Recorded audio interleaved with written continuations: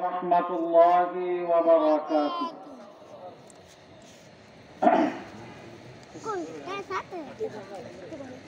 إن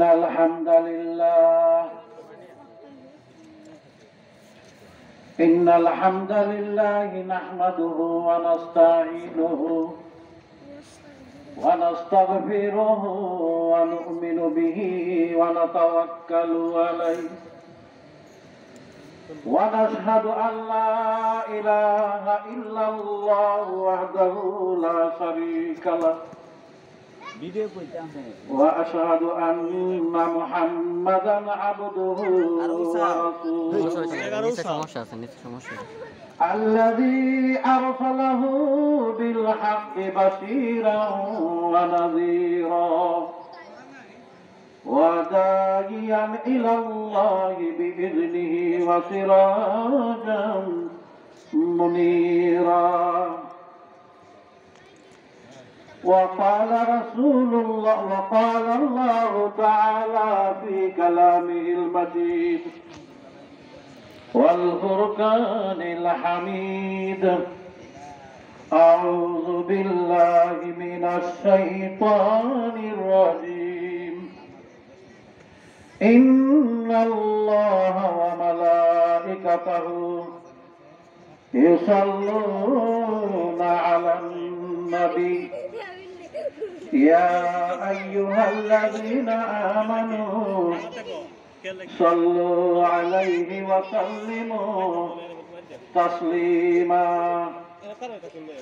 اللهم صل على محمد وعلى آل محمد كما صليت على إبراهيم وعلى آل إبراهيم إنك حميد مجيد اللهم بارك على محمد وعلى آل محمد كما باركت على إبراهيم وعلى آل إبراهيم إنك حميد مجيد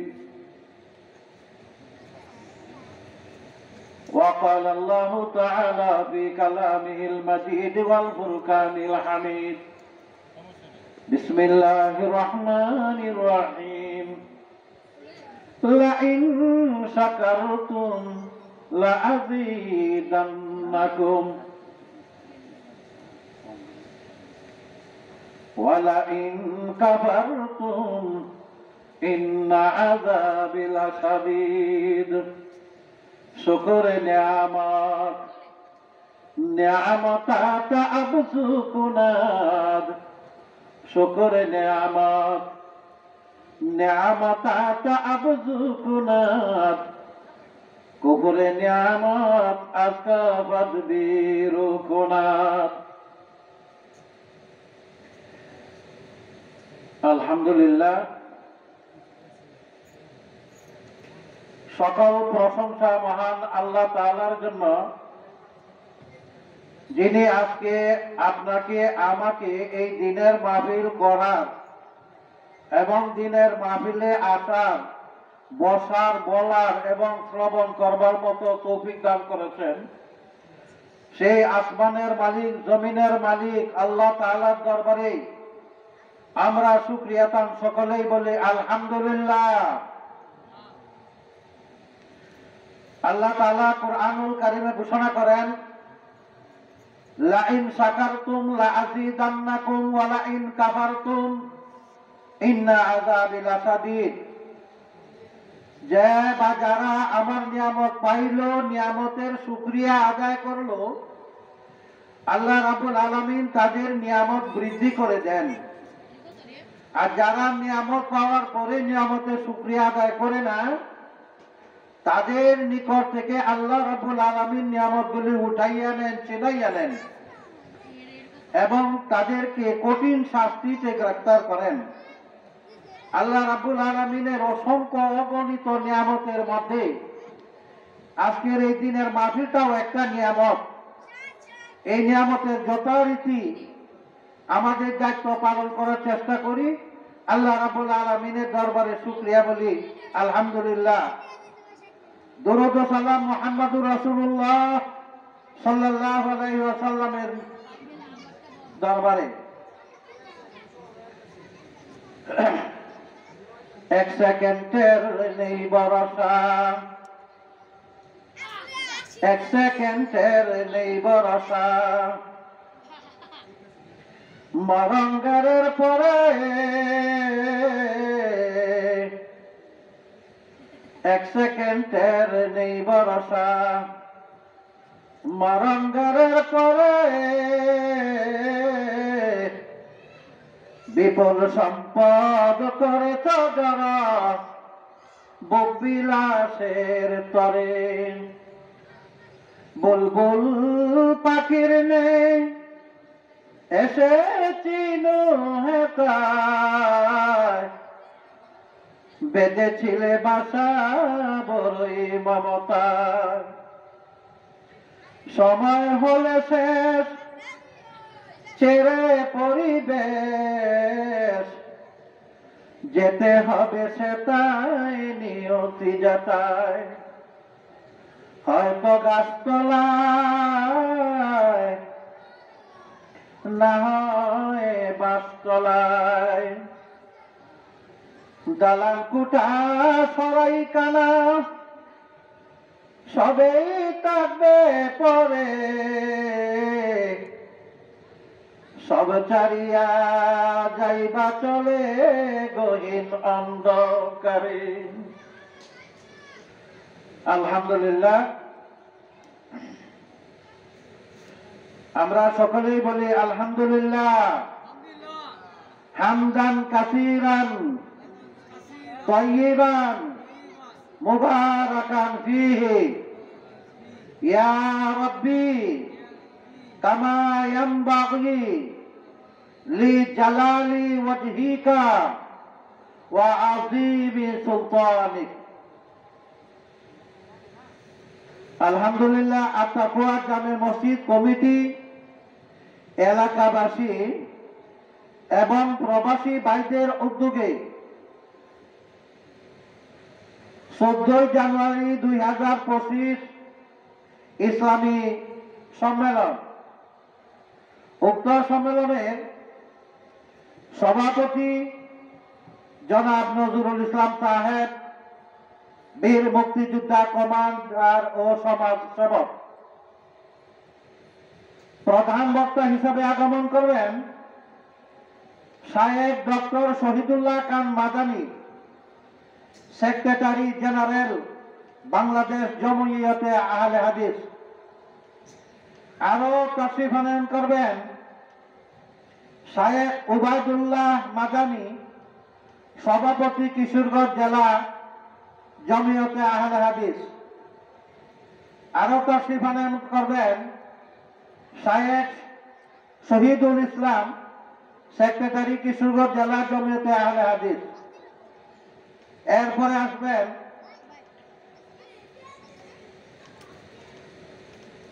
ওনারা হয়তো রওনা হয়েছেন, আপনারা এদিক সেদিক যারা ঘোরাফেরা করতেছেন অতি সত্বর আমাদের মাহফিলের মধ্যে চলে আসার জন্য চেষ্টা করুন। একের পর একজন আলোচনা করবেন, আর এই সুযোগ তো প্রতিদিন আসবে না ভাই। যে যেখানে আছেন ব্যস্ততা সেরে অতি তাড়াতাড়ি আজকে এই মাহফিলে আসার জন্য চেষ্টা করুন। আল্লাহ তাআলা আপনাকে আমাকে সবাইকে তৌফিক দান করুন, আমিন। সম্মানিত ভাইরা, আজকে আমার আলোচ্য বিষয় হলো ধৈর্য এবং সবর। ধৈর্য এমন একটি ইম্পর্টেন্ট জিনিস, অত্যন্ত গুরুত্বপূর্ণ একটা জিনিস। ধৈর্য এবং সবর যেমন গুরুত্বপূর্ণ তেমনি কঠিন। এই ধৈর্য এবং সবর আমরা কিভাবে ধরব, আর ধৈর্য সবর ধরতে গেলে আমাদের কি কষ্ট করতে হবে, আর ধৈর্য ধরলে আল্লাহ আমাদের কি দিবেন, এই বিষয় নিয়ে কুরআনুল কারীম এবং হাদিস থেকে কিছু আলোচনা করব, আল্লাহ তাআলা যদি তৌফিক দান করেন। ওয়া মা তাওফীকি ইল্লা বিল্লাহ। আল্লাহ রাব্বুল আলামিন কোরআনুল কারীমে 30 পারা 22 নম্বর পৃষ্ঠায় সূরা আল আসরের 2 নম্বর আয়াতে বলেন, ইল্লাল্লাযীনা আমানু ওয়া আমিলুস সালিহাত ইল্লাল্লাযীনা আমানু ওয়া আমিলুস সালিহাতি ওয়া তাওয়াসাউ বিল হাক্কি ওয়া তাওয়াসাউ বিস সাবর। আল্লাহ বলেন, ইল্লাল্লাযীনা আমানু, যারা ঈমান আনবে, ওয়া আমিলুস সালিহাত, যারা নেক আমল করবে, ওয়া তাওয়াসাউ বিল হক, যারা ধৈর্য ধারণ করবে, যারা সত্যের পথে চলবে, ওয়া তাওয়াসাউ বিস সাবর, এবং যারা ধৈর্য ধারণ করবে। এই আয়াতে 4টি বিষয় আলোচনা হয়েছে। যারা ঈমান আনবে, ঈমান এমন একটি নিয়ামত, মুসলমানের সবচেয়ে বড় সম্পদ হলো ঈমান। ঈমানের বিষয়ে বলা হয়, ঈমান হইল একের মতন, আমল হইল স্বর্ণের মতন। এক যদি তাকে পাশে একটা স্বর্ণ দেওয়া যায় 10 গুণ হয়, আর একটা স্বর্ণ দিলে 100 গুণ হয়, আর একটা স্বর্ণ দিলে 1000 হয়। এইভাবে যত স্বর্ণ দিবেন সংখ্যা তত বাড়তে থাকে। মুমিনের ঈমান যদি ঠিক থাকে, এরপরে যে আমলগুলি করবে, প্রতিটা আমলের বিনিময়ে কমপক্ষে আল্লাহ তাআলা 10টি করে নেক দিবেন। ঈমান হইল একের মতো, যদি এক মোছা যায় স্বর্ণের যেমন মূল্য থাকে না, ঈমান যদি না থাকে তাহলে আমলেরও মূল্য হয় না। এই জন্য আল্লাহ তাআলা আমাদেরকে প্রথম তাগিদ দিয়েছেন যে ঈমান আনো। ঈমান রাখা বড় কঠিন, কত রঙের যা ঝামেলা আপদ বিপদ আসবে, এর মধ্যে ঈমানটা ঠিক রাখতে হবে। আল্লাহ রাসূল সাল্লাল্লাহু আলাইহি সাল্লাম বলেন, আখলিস দীনাকা ইয়াকফিকাল আমালুল কালিল। ঈমানকে কাটি রাখো, অল্প আমলেই জান্নাতের জন্য যথেষ্ট। বিস্তারিত আলোচনা করার সময় কম, এরপরে আলোচনা আসছে ওয়া আমিলুস সালিহাত, নেক আমল করো। আমল তো নেকেরই করি।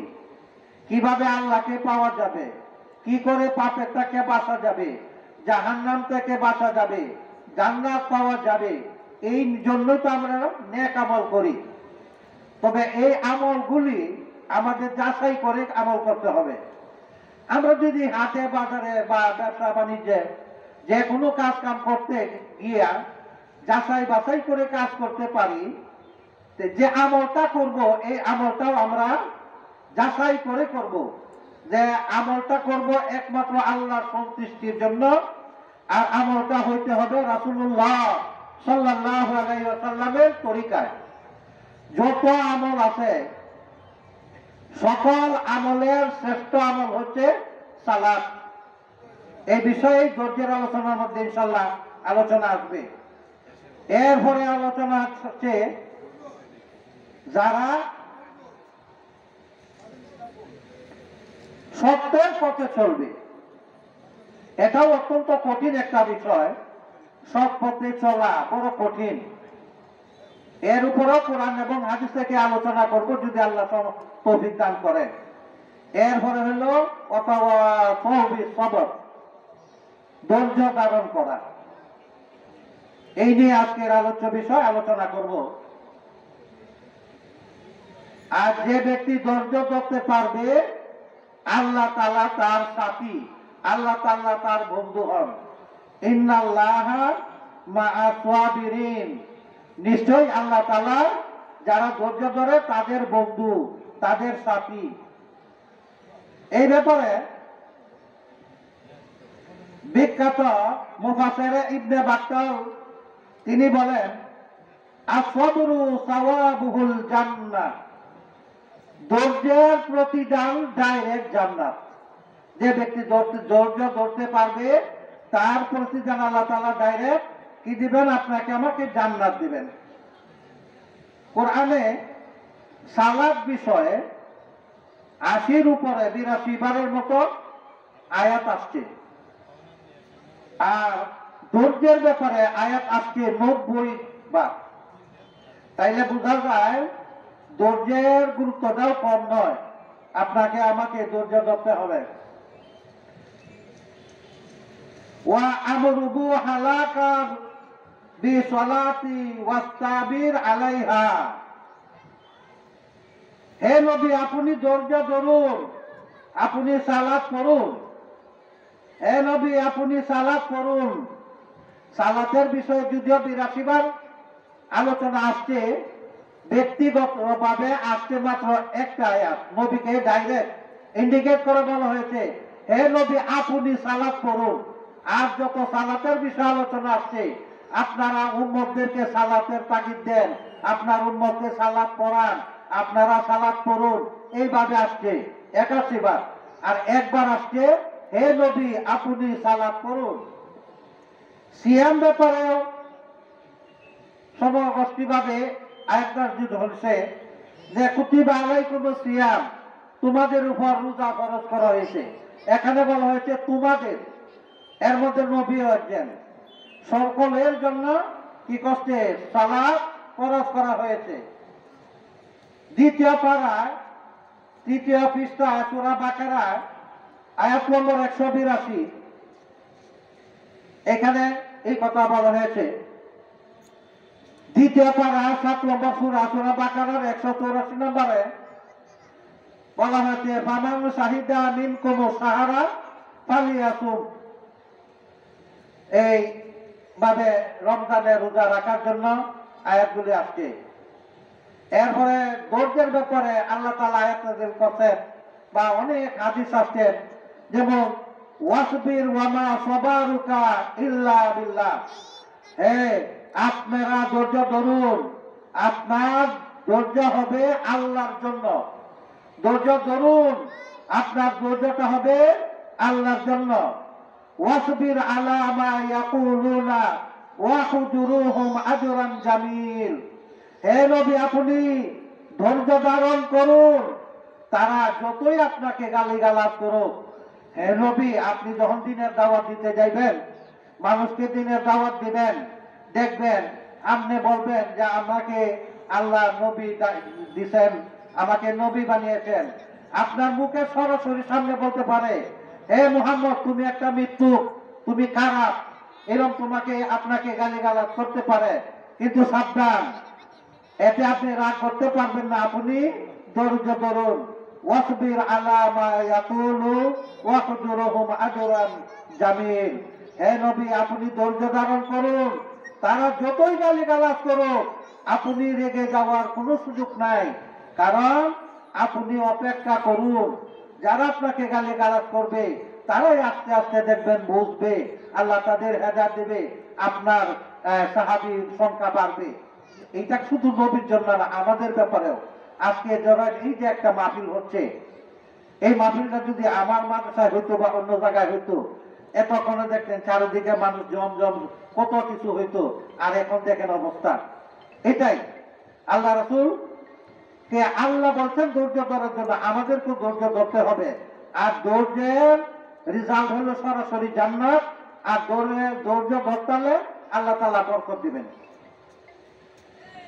চতুর্থ পারা 10 নম্বর পৃষ্ঠা সূরা আল ইমরান আয়াত নম্বর 158, আল্লাহ তাআলা বলেন, ফাবিমা রাহমাতিন মিনাল্লাহি লিনতা লাহুম ওয়ালাউ কুনতা ফাযযান গালিযাল কলব লানফাদ্দু মিন হাওলিক। ও নবী আল্লাহ তাআলা আপনাকে অসংখ্য নিয়ামত দ্বারা সম্মানিত করেছেন, তার মধ্যে ধৈর্য স্পেশাল একটি আপনার জন্য নিয়ামত। মানুষের খারাপ ব্যবহারে রেগে যাওয়া চলবে না। কারণ মানুষ আমাকেও, আমি আল্লাহ এত নিয়ামত দিলাম, এত নাচ নামত দিলাম, অক্সিজেন দিলাম, খাওয়ান দিই, সব দিই, এরপর মানুষেও আমি আল্লাহকেও গালি দেয়। এ নবী, আমি তো রাগ হইয়া কারো রিজিক বন্ধ করি না, আমি তো কারো গলা চেপে ধরি না, কারো মৃত্যু দেই না, ধৈর্য আমি আল্লাহ ধরি। হে নবী, আপনিও ধৈর্য ধরুন, ধৈর্যের বিনিময় কি? সরাসরি জান্নাত। আল্লাহ রাসূল সাল্লাল্লাহু আলাইহি ওয়াসাল্লাম বলেন, মা আহাদু নাসবারু আলা আদাম মিনাল্লাহি ইয়াসমাউহু ইয়াদউনা লাহু ওয়ালাদান ফায়ুআফিহিম ওয়া ইয়ারযুকুহুম। ও নবী, আমি মানুষকে এত নিয়ামত দেওয়ার পরেও মানুষ আমাকে গালি দেয়, আমাকে আমার সঙ্গে নাফরমানি করে, শিরিক করে, কুফরি করে। আপনাকেও এমন যখন করবে তখন আপনি ধৈর্য ধরুন, কারণ ধৈর্য ধারণ করার ক্ষমতা কারো নাই, আমি আল্লাহ যে ধৈর্য ধরি। কারণ আমাকে মানুষ এত নেমে যাওয়ার পরে যে গালি গালাজ করে, এরপরেই নবীদের উপরে এইভাবে গালি গালাজ আসবে। সাবধান, আপনি ধৈর্য ধরুন। 10 নম্বর পারায় 10 নম্বর পৃষ্ঠায় সূরা তাওবা আয়াত নম্বর 29 আল্লাহ রাব্বুল আলামিন বলেন, ওয়াকালাতিল ইয়াহুদু উযাইরুন ইবনুল্লাহ ওয়াকালাতিন নাসারাল মাসীহ ইবনুল্লাহ। হে নবী, খ্রিস্টান একটা জাতি আছে, এই খ্রিস্টানরা ঈসা আলাইহিস সালামকে বলে আল্লাহর বেটা। এই যে আমি আল্লাহ বেটা বানায়, এটা কি আমার সঙ্গে তারা নাফরমানি করে নাই? ইহুদিরা বলে উজাইর আল্লাহর ছেলে, ফেরেশতাদেরকে হানাতুল্লাহ বলা হয়, আল্লাহর ছেলে বানায়, আল্লাহর মেয়ে বানায়। যে এই যে আমার সাথে বেয়াদবি করে, আমি তো কারো গলা চেপে ধরি না। হে নবী, আপনিও ধৈর্য ধারণ করুন। 7 নম্বর পারা 10 নম্বর পৃষ্ঠা সূরা আল আনআম 33 নম্বর আয়াত, ওয়ালাকাদ কুযিবাত রাসূলুম মিন কাবলিক ফাসাবারু আলা মা কুযিবু আউযু হাত্তা আতাহুম নাসরুনা। হে নবী, তারা আপনার সাথে খারাপ ব্যবহার করলেই আপনি রেগে যাবেন, এমনটা যেন না হয়। কারণ আপনার আগে যত নবীগণ দুনিয়াতে আসছে, তাদেরকেও মানুষ এমন অত্যাচার করেছে।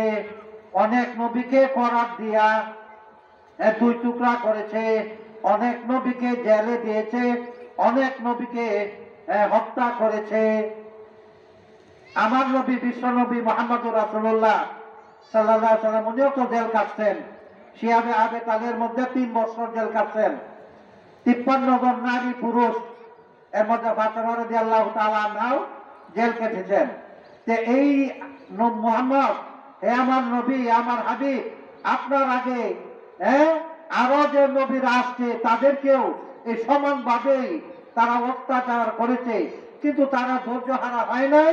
তারা যেমন ধৈর্য ধরেছে, আপনাকেও ধৈর্য ধারণ করতে হবে।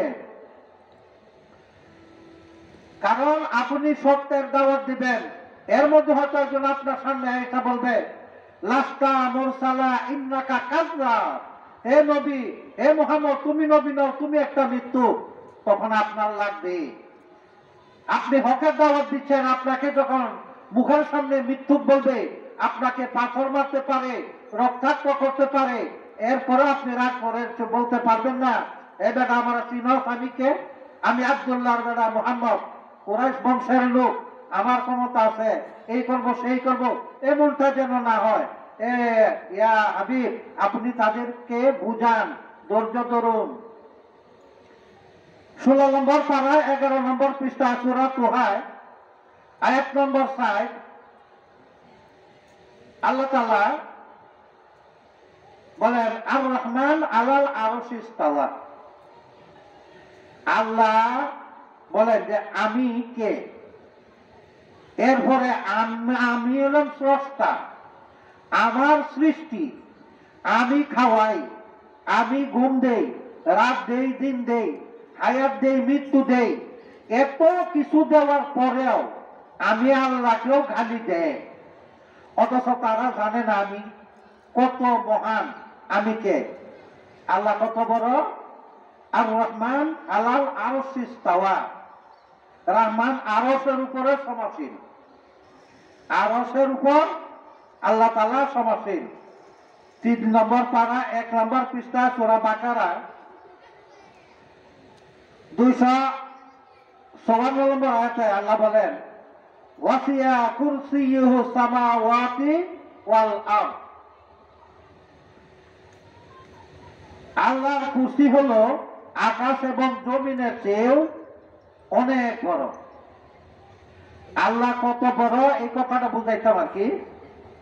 আল্লাহ যে কুরসি অর্থাৎ চেয়ারে বসেন, এই চেয়ারটা কত বড়, এই আসমান, এই জমিন, সৌর জগৎ সহ সব যদি একত্র করা যায়, করে যদি আল্লাহর কুরসির সামনে নিয়ে রাখা যায়, তাইলে কুরসিটার তুলনায় আসমান, জমিন, সৌরজগৎ কত। বলা হয়েছে এই সব যদি কুরসির সামনে রাখা হয়, মরুভূমি যে আছে, আরবে মরুভূমি আছে, এই মরুভূমির মধ্যে যদি একটা আদলি পয়সা রাখা যায়, তাহলে এই আদলিটার তুলনায় মরুভূমিটা যত বড়, আসমান, জমিন, সৌরজগতের তুলনায় আল্লাহ তাআলার কুরসিটা হলো তত বড়। আল্লাহ জানি কত বড়। আল্লাহর পা রাখার একটা জায়গা, যেমন আমি বসলাম এখানে, আমার পায়ের নিচে একটা কিছু দেওয়া হইলো, এইটার নাম হলো মাওতা ওয়া কাদামির রাব, আল্লাহ তাআলার পা রাখার জায়গা। এইটাও অনেক অনেক বড়। যে জায়গার মধ্যে কুরসিটা আছে, এই জায়গাটার নাম হইল আল্লাহর আরশ। এখন কুরসিটা যদি এত বড় হয়, মরুভূমির মধ্যে একটা আদলি রাখলে, আদলির তুলনায় মরুভূমি যত বড়, আসমান, জমিন, সৌরজগতের তুলনায় কুরসি তত বড়। এখন আরশ কত বড়, বলা হয়েছে কুরসির থেকে আরশটা এত বড়, এই মরুভূমির মধ্যে যদি একটা সরিষার দানা রাখা হয়, তাহলে সরিষার দানার তুলনায় মরুভূমিটা যত বড়, এই কুরসির তুলনায় আল্লাহর আরশ তত বড়। সেই মহান রব যিনি আমার সব, ওনাকেও গালি দেয়। এরপরে আল্লাহ তাআলা রাগ করে কারো রিজিক বন্ধ করেন না, ধৈর্য ধারণ করেন। আল্লাহ নবীকে ধৈর্য ধরার শিক্ষা দিয়েছেন, আমাদেরকেও ধৈর্য ধরতে হবে। ধৈর্য বাংলা হইল সবর, সবরের বাংলা হইল ধৈর্য। হুয়া তারকুস শাকাওয়া মিন আলামিল বালাওয়া বালাওয়া লিন গায়রিল্লাহ লা ইলাল্লাহ। ধৈর্যের আরবি হলো সবর, সবরের আরবি হলো ধৈর্য। এই বিষয়ে হুয়া জিবাতু আলা আহকামিল কিতাবা ওয়া সুন্নাহ। আল্লাহ যে বিপদ মুসিবত আপনাকে আমাকে দেন, এমন মুসিবতও মাঝে মধ্যে আসে যেটার মধ্যে আমরা ধৈর্য ধরা কঠিন হয়। আল্লাহ তাআলা বলেন এরপরেও ধৈর্য ধরতে হবে। আল্লাহ যে বিপদ মুসিবত দিবেন তা কারো কাছে না বলার নাম হচ্ছে ধৈর্য। আমরা ধৈর্য ধরি, মুসিবত যখন আসে তখন চিল্লাদোল্লা করি, গালাগালি করি, একটা প্রতিশোধ নেওয়ার জন্য পরিকল্পনা করি, এরপরে বলি যে আমি ধৈর্য ধরলাম। যখন আর কিছু না করতে পারলাম, পরে বললাম যে কি করাম, ধৈর্য ধরলাম। অর্থাৎ ছিলে যখন মুরগির বাচ্চা তাফাতে লয়ে যায়, বলে এটা আমি সব গাছে দিলাম। আমরা যখন কিছু করতাম না পারি, তখন বলি ধৈর্য ধরলাম। আল্লাহ বলেন না, এটা ধৈর্য না, প্রথম ধাক্কায় বিপদ আসার সাথে সাথেই তোমাকে কি করতে হবে? ধৈর্য ধারণ করতে হবে। আসসাবরু ইনদা সাদমাতিল উলা, ধৈর্য হচ্ছে প্রথম বিপদ আসার সাথে সাথে আপনাকে বলতে হবে